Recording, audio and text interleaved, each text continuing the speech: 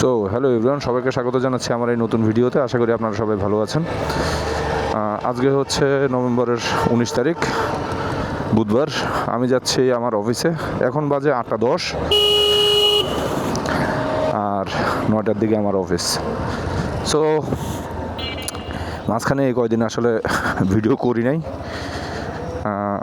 কারণ আমার রাতে অনেকগুলো আসলে ভিডিও রেডি করা আছে, মানে রেডি করা কি আমার অনেকগুলো ভিডিও রেকর্ডিং করা আছে, বাট এগুলো আসলে এডিট করার সুযোগ হচ্ছে না, এই পরিমাণ ব্যস্ততার মধ্যে আছে।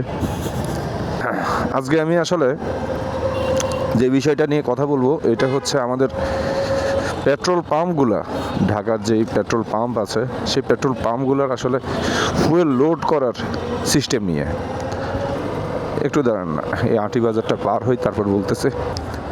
মানে যেটা বলতে চাচ্ছিলাম সেটা হচ্ছে, আমাদের ঢাকায় এই পেট্রোল পাম্প যেগুলো আছে সেগুলো এক এক পেট্রোল পাম্পে আসলে এক এক কায়দায় ফুয়েল লোড করে।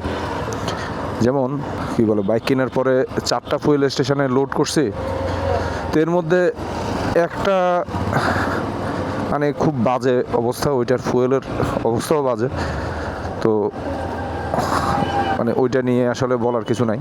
তো ওইটা বাদ বাকি যে 3টা থেকে আমি ফুয়েল নিছি, একটা হচ্ছে কলাতিয়ার দিকে, মানে কেরানীগঞ্জের দিকে, যেটা নূর ফিলিং স্টেশন। ওইখান থেকে আমি আমার বাইকের প্রথম দিকের ফুয়েলগুলো নিতাম, ভালো ছিল। তো ওদেরকে দেখতাম ওরা একটা নির্দিষ্ট ক্যাপাসিটি পর্যন্ত ফুয়েল দেয়, এবং যদি আপনি বলেন ওরা কিন্তু ফুয়েল একেবারে উপর পর্যন্ত দিয়ে দেয়, যদি বলেন, যদিও ওরা দিতে চায় না, দিয়ে দেয়। তারপরে হচ্ছে আমি ফুয়েল নেওয়া শুরু করছি থেকে ট্রাস্টের থেকে। ট্রাস্টে আমি প্রথম যেদিন ফুয়েল নেই, সেদিন এক বয়স্ক লোক ছিল, ফুয়েল লোড করছিল আমার। তারা বলছে ফুল ট্যাঙ্ক, তো সে ফুল ট্যাঙ্ক দিল তার ভাষ্য মতে। আমি তার বললাম যে মামা আসলে এটা তো ফুল ট্যাঙ্ক হয় না, আর একটু দেন, একটু ভরে দেন। কয় না, এর বেশি নিলে আসলে ইঞ্জিনে ধাক্কাইতে পারে, এইটুকুই নিয়ে যান। তা আমি আর কিছু বলি না, আমি নিয়ে আসছি। আর এভাবে ট্রাস্ট থেকে আসলে আমি নিছি। আমি এরপরে মনে হয় ট্রাস্ট থেকে আরও বেশ কয়েকবার ফুয়েল নিই, এবং তাদের ফুয়েল নিয়ে কিন্তু আমার কোনো কমপ্লেন নাই, এখন পর্যন্ত নাই, ভালো ফুয়েল দেয়। তারপরে দেখলাম যে তারা আসলে ওই যদি একটু ফোর্স করে তাহলে কিন্তু ফুল ট্যাঙ্ক পর্যন্ত দিয়ে দেয়। তা আমরা সবাই জানি আসলে হর্নেটের যেই ফুয়েল লোড ক্যাপাসিটি, ফুয়েল ট্যাঙ্কের যে ক্যাপাসিটি, সেটা হচ্ছে 12 লিটার। বাট আদৌ কিন্তু 12 লিটার না, 12 লিটারের বেশি। কারণ এই কোন দিকে তাকান। সো ট্রাস্ট থেকে যখন নেই তখন দেখলাম যে ওদেরকে বললে ওরা কিন্তু একেবারে মোটামুটি ফুল ট্যাঙ্কও করে দেয়। মানে তো এটা কেন বলতেছি, কারণ আমি বেশ কয়েকবার আমি এটা খেয়াল করছি। হ্যাঁ, আমারও দেয় নাই প্রথম দিকে, বাট ওদেরকে যদি একটু ফোর্স করেন ওরা দিয়ে দেয়।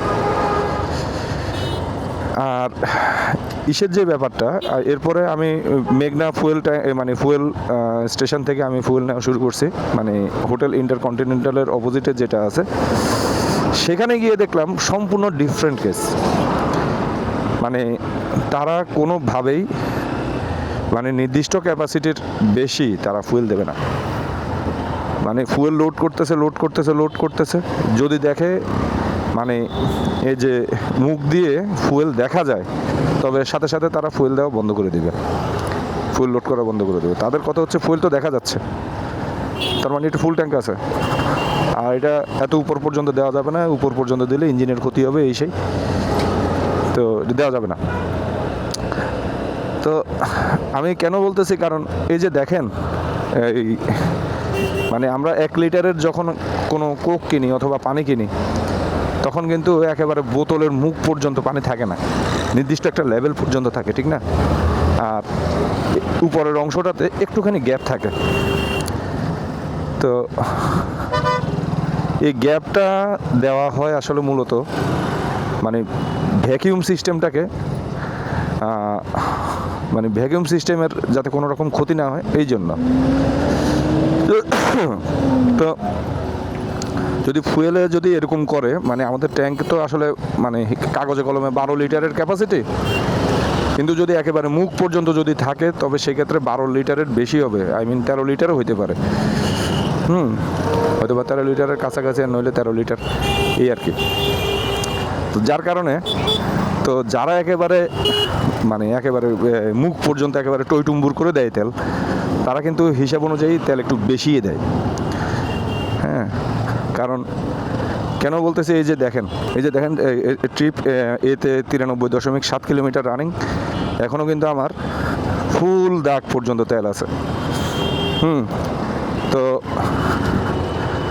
আমি প্রথম দিকের কথা বাদে দেই, আমি লাস্ট যখন আসলে ফুয়েল নিয়েছিলাম থেকে মেঘনা থেকে, গত শনিবারও তো একবার ফুয়েল নিয়েছি, আমি সেবারের কথা বলতেছি না, এই শনিবারের আগের শনিবারে, গত শনিবারের আগের শনিবারে যখন আমি এই মেঘনা থেকে যখন আমি ফুয়েল নেই, তো ওই ফুয়েল আমাকে 78 কিলোমিটার যাওয়ার পরে আমার এক দাগ ফুয়েল শেষ হয়।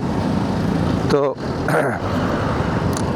এবং আমি কিন্তু মোটামুটি স্যাটিসফাইড ছিলাম, কারণ আমি বাইক কেনার পরে মেবি ওইবারই এক দাগ তেল দিয়ে আমি 78 কিলোমিটার রান করছি। হ্যাঁ, কখনোই এর আগে হয় নাই। অথচ দেখেন অলরেডি আমি 94 কিলোমিটার, মানে 94.3 কিলোমিটার আমার রান হয়ে গেছে, এখন পর্যন্ত আমার এক দাগ ফুয়েলও কমে নাই। মানে আমি অন এভারেজ আমি 70 যাইতাম আগে, এরপরে 78 হয়েছে, আর এখন 94 পর্যন্ত গেছে। তার মানে ফুয়েল অনেক বেশি দিছে।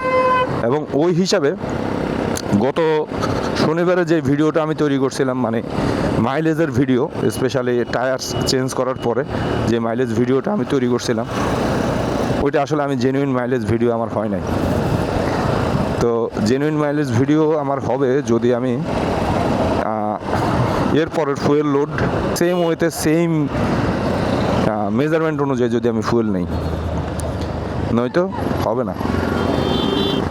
হ্যাঁ, এখন যদি আমি সাপোজ মেঘনায় গিয়ে আমি যদি ফুয়েল লোড করি এখন, অথবা এই 2 দাগ কমার পরে যদি আমি মেঘনায় গিয়ে ফুয়েল লোড করি, তবে কিন্তু ওরা তো কম দেয়, মানে কম দেয় বলতে ওরা একেবারে এই পর্যন্ত, মানে ওই যে যতটুক পর্যন্ত দেওয়া উচিত অতটুকুই দেয়। হ্যাঁ, বেশি দেয় না। তো ফুয়েল লোড করবে কম ট্রাস্টের তুলনায়, যার কারণে লোড যেহেতু কম হবে, তো ডিভাইডেড করলে মাইলেজ পাওয়া যাবে অনেক বেশি। তো এটা হচ্ছে একটা ফ্যাক্ট। যারা মাইলেজ ক্যালকুলেশন করে তাদের উচিত আসলে, মানে ইনক্লুডিং মি, আমাদের উচিত আসলে যে কোনো একটা ফুয়েল স্টেশন থেকে ফুয়েল নিয়ে মাইলেজ টেস্ট করা, নইলে ধরেন মাইলেজ আসবে না, ভালো আসবে না। এবং যার কাছ থেকে ফুয়েল নেবেন, মানে যে স্পেসিফিক পার্সনের আপনার ফুয়েল লোড করবে, সে স্পেসিফিক পার্সনের কাছ থেকে আসলে ফুয়েল লোড করা উচিত, এবং তাকে ওইভাবে আসলে বলে দেওয়া উচিত। এই আর কি, একটু 19-20 হইতে পারে, বাট আসলে এইভাবেই করতে হয়। 95 কিলোমিটার ডান, এখনও ফুয়েল লোড ফুললি। আমি ওই দিন হর্নেটের গ্রুপে আমি দেখছিলাম একজনে পোস্ট দিছিল যে ফার্স্ট দাগ ফুয়েলে কত কিলো চালাইছিল। তো আমি তো 70 কিলো 75 কিলো চলছে আমার, তা আমি মোটামুটি এইটুকুই জানি। কিন্তু কমেন্ট সেকশানে গিয়ে দেখি একজনে নাকি 100 কিলো 120 কিলোমিটার চালাইছিল। আমি সেদিন আসলে বুঝি নাই, আমার কাছে মনে হয়েছে যে তারা কি চাপা মারতেছে নাকি, বাট এখন বুঝতেছি যে আসলে কাহিনী কোন জায়গায়। কাহিনী আসলে এখানেই।